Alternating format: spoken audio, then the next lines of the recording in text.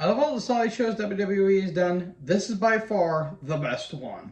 What's going on, guys? BossUp86 here, back sharing a video, and today we're doing my WWE Night Champions 2023 review. I apologize for not doing this yesterday because I was very busy and I was hanging out with a lot of people, and I was thinking about doing it as the show ended, but I wanted to go again meet up with some people, and of course Shadow Cult that night, so I couldn't unfortunately do it. But I'm able to do it here today on Memorial Day, and yeah, as you guys have said, heard it in the intro, this is the best Saudi show WWE has ever done. More so than Crown Jewel, where Crown Jewel was good from last year. I thought this was even better. I thought from top to bottom, I thought the show was phenomenal with amazing opener and that ending. Oh my god, that ending. But I'll get to that here in a minute. First, let's talk about the opening match, which is part of a quote-unquote triple main event. We haven't had a triple main event in 23 years. Was the last one? Because I think the last time they billed it as a triple main event was Fully Loaded 2000, which was Taker, Angle, Rock Benoit, and Jericho and Triple H. So 23 years passed, and well, better late than never. So the first opening match is for the World Heavyweight Championship, as Seth frickin' Rollins took on AJ Styles. Now, apparently, this is on Wikipedia, but apparently this ain't gonna be as the same lineage tie-in as the original, which kind of sucks, but if they want to make it their own, then fine. But this match here, really damn good match. I do think that their Money to Make match from 2019 was just a bit better, but this was still pretty damn good. Styles was clearly the heel in this, and he was working on Seth's knee, which was some really damn good stuff. And Seth, I don't know why, but his pants looked like it looked like very Jake Roberts-esque. It was very bedazzled, which was kind of funny. And in the end, we get some pedigrees, and there you go. Stomp, Seth wins, and he's the new World Heavyweight Championship. I think it was kind of smart for him and Becky to be opening the show in some ways, so that way they can get out of there quickly. But all in all, damn good match. Speaking of Becky, it's the MILF match, the mother match. Trish Stratus versus Becky Lynch. This was good, although I felt like you could have cut maybe a couple minutes off. Just small, minute, little complaint, but that's not that bad. There was a couple times that was a bit messy, and Trish did show a little bit of ring rust, but she was still pretty damn good in this match. Becky, with the Bill Kill inspired gear, even though she looked like a banana for some weird reason. Trish looked like Natty at first with the outfit, which was pretty weird. They all looked like wearing Tron suits for some weird reason. So, yeah, good match, really damn good match. I did not expect the ending though. So, Becky's going after Trish outside the ring, and all of a sudden, Zoe Stark shows up out of nowhere, hits her finisher, and then Trish hits the Stratusfaction, which I think broke Becky's nose. And there you go, Trish wins.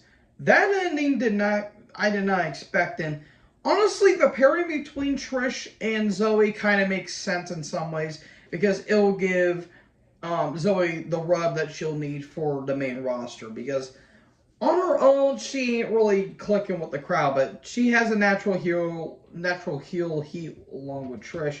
So we have the mothers and then the grandmother. Sorry, I could not ignore it. So then we get to the IC title match, Gunther versus Ali. It was obvious Gunther was gonna win, but he made Ali look like $1,000,000. It was kind of a squash match in all honesty, but Ali did get some really damn good stuff. He hit a 450, which Michael Cole had a voice crack, which was pretty funny. But eventually, shotgun drop kick and powerbomb, there you go. Gunther wins, but Ali looked pretty damn good. Even though, for some weird reason, he looked like Sean Davari when he was partnering with Muhammad Hassan and Kurt Angle. Do you guys remember that? Because I did. God, that was a weird time for WWE. So yeah, that was good stuff. It did mean a lot to Ali, and the crowd was really behind him. But Gunther was going to win no matter what. Gunther's starting to get over, and they're probably warming up Gunther to probably take the title off of Seth at some point.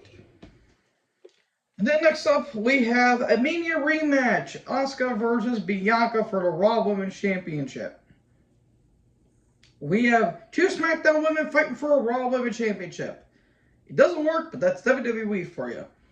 Good match, though the Mania match was better. Some good stuff.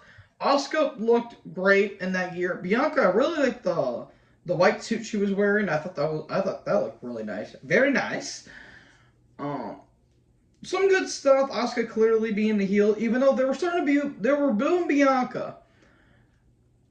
I will say I like the finish that they did because it made Bianca look strong. However, Asuka winning, I personally liked, and I did not expect.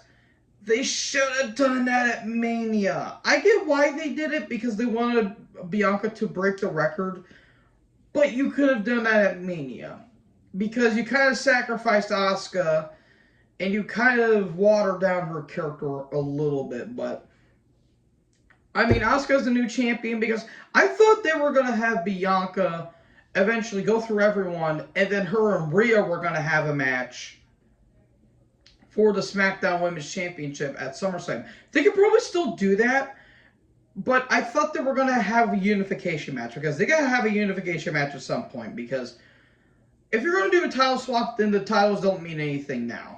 I mean, they haven't really meant anything in years, but don't do a title swap because it's just going to make everyone look stupid. But this was a damn good match. 15 minutes really went well, and all in all, damn good match. And then speaking of Rhea, her with Dominic took on Natalya for the SmackDown Women's Championship on Natty's birthday. Happy birthday, Natty. The match went 69 minutes. Nice. No, the match literally blink and you miss it. It was mainly a squash, even though I felt like you could have done a couple more minutes, though I understand why, because they want to make Rhea look really dominant. And don't get me wrong, if they would have given it a couple minutes, I wouldn't have been against it, because we all knew Rhea was going to win. But given the short amount of time, you could do more by doing less in the wrestling business. Like with Goldberg and Brock at Survivor Series 2016, that match was a minute and 26 seconds. They did so much by only doing so little. That's how I looked at it. But in the end, Rhea won. I don't know what they're going to do with Natty now. They may have a rematch, maybe at London. Who knows? We can only speculate. Then we get Brock versus Cody. Merely 10 minutes. Now, I understand the story they were telling with Cody being in a titanium-plated cast, which he used as a weapon because he's a babyface. Brock putting in the submission hold on Cody for an extremely long time, and Cody basically passing out. Cody didn't lose the match, but he didn't win the battle in some ways, because Brock getting a win back makes sense because, well, Brock did all the damage and Cody basically passed out from the pain. So, can you do a rubber match? They could, but I don't think it would have been necessary because that's the story here. Cody win via fluke. Brock got his revenge. He beat the hell out of Cody. And there you go. You can finish off the feud, but I don't think it would have been necessary. Possibly a steel cage, but I personally wouldn't have another match. But for the 10 minutes it got, it was pretty vicious for what it was. And then we get to the main event. Undisputed Tag Titles. Sami, I keep saying that. Sami and KO versus Roman and Solo with Heyman.